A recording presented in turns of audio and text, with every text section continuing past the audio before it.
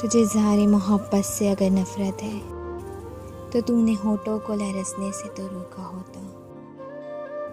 बेनियाज थी मगर कांपती आवाज़ के साथ तूने घबरा के मेरा नाम तो पूछा होता।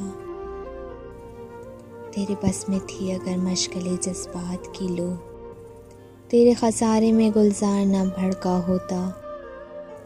यूँ तो मुझसे हुई सिर्फ आबो हवा की बातें, अपने टूटे हुए फ़कीरों को तो परखा होता।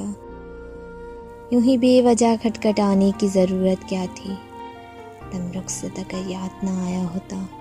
गमज़ाद बना खुद तेरा अंदाज, दिल ना संभला तो कदमों को तो संभाला होता। अपने बदले मेरी तस्वीर नज़र आ जाती, तूने उस वक्त अगर आईना दिखाया होता। हौसला तुझको ना था मुझसे जुदा होने का, वरना काजल तेरी आंखों में यूं ना फैला होता।